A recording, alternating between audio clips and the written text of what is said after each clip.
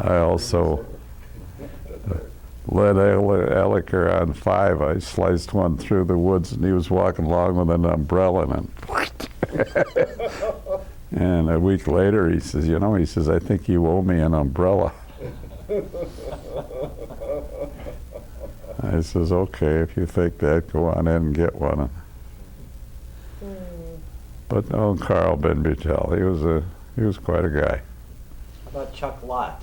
Chuck Lott is just, I think, a wonderful guy. I really liked him as a human being, and I think he did a great job at the club here. Never spent a lot of time with Chuck, but the one story that I still tell is we were having a dinner for the old timers, and Jerry Boykin was pro, and Charlie went into the pro shop, and Jerry says, hey, he says, I got a couple of ties in today. Charlie, would you like a new tie for the party tonight? Charlie says, what for? I already have one. You know, who needs 2 ties? Yeah. Tell us about Boynton. Oh, Jerry was always, I thought, a fine guy. I took a lot of lessons from Jerry, and I still see him, and I thought he did a good job as a pro. He took a lot of criticism, I guess, or some criticism for the pro shop, and you know, the girls that say they never could find anything in there, but I like Jerry. Were you involved with the Cleveland Opens that were held out here? Oh, yes. Tell us about yes. that. Oh, those were fun. No, we got to be marshals. We'd marshal for the Cleveland Open, which when you run the Cleveland Open, well, you turn your whole club over to them, and you can't even get in your own locker room. But as a marshal, I think it was $5, you got a pair of pants or you got a shirt and a hat, and and you had all the privilege of the club. We could go anywhere on the course or in the clubhouse, so that was a good deal. Yeah, I had a little run-in with Arnold Palmer, but Tell us about it. they said I was the only marshal that didn't make the cut.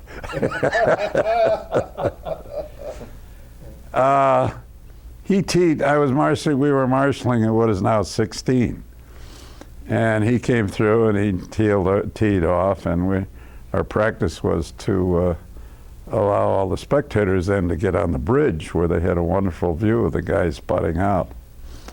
And Arnold didn't. That bothered him for some reason. He went and got Paul Warren, and we couldn't do that anymore. So that was my run-in with Arnold.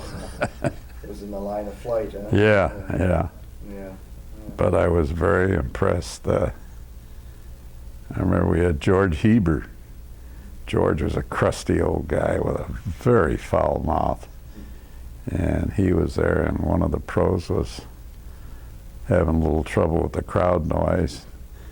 He said to him, he said, Marshall, he says, can't you control that crowd? And George said, hit the effing ball.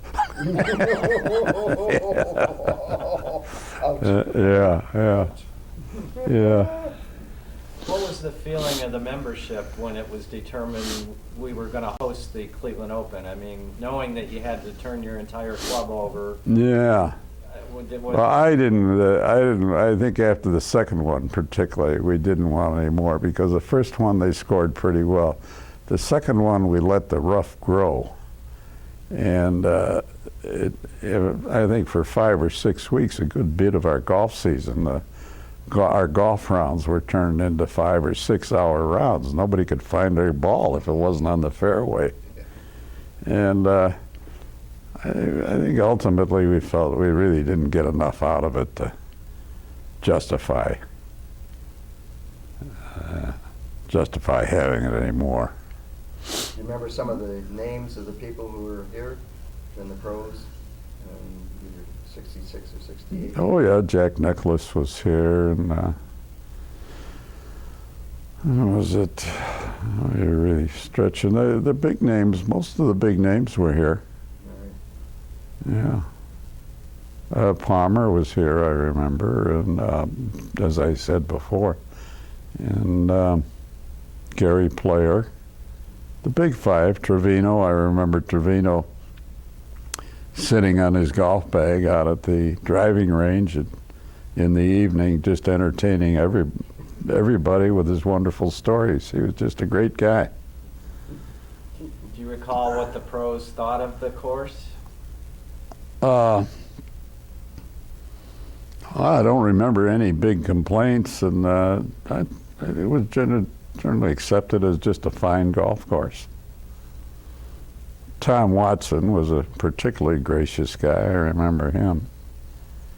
And all of them in general are, I thought, just very gracious people. There were a couple of foul mouths. And I remember Tommy Bolt, when we marshaled out on the east side, and Tommy Bolt lived up his reputation with me. Somebody got a big putt over when he was, and the crowd cheered when he was playing in our hole, and he said to me something. He says, "Marshall, can't you control that crowd again?" But as I control the crowd, you stand like this, and there's a herd coming down the fairway. There's no way you're going to stop them or make them quiet them. Well, we've talked about green superintendents and pros from the past. How about nowadays? Do you have any thoughts about Tom Waitrovich or Jim Noel? No, I don't think I'd want to say anything I want to put on tape. Noel obviously has the course in just gorgeous shape this year. It's been, and I understand has not been the case with a lot of other golf courses in this area. And we've just had magnificent greens, and the fairways have been good. And Waitro runs a good pro shop. He's always been very cooperative. But I'm reluctant to get into any criticisms. I suppose we all got criticisms. I don't think I want to do that this morning. Fair enough. How has the club changed in your 50-plus years? Let's see how I want to put this. We seem to be a little more segregated.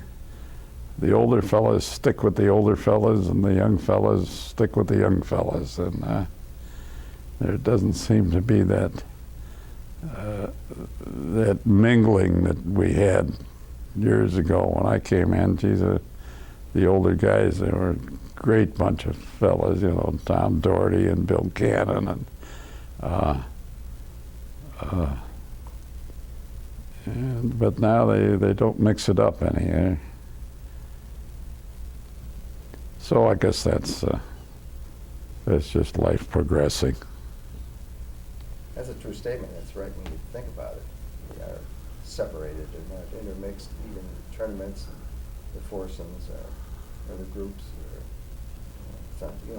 Only that one where you try to get a younger member with an older member. There's one tournament I think that we have. Is there? Do we have one? Yeah.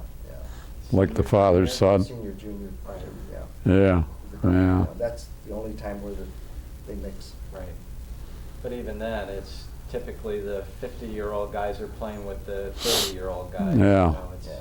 But I remember playing with, Phil Bertimus and Bender and those guys, Bill Bender, and there was always Hollenbeck. They were always a load of laughs. Bertimus could drive anybody to distraction. How could he do that? Oh, yeah. Talking? Yeah. What do you do? But it's still a great club, and as I said, we've got our old group, so I suppose maybe we're as guilty of not getting more younger guys involved with us.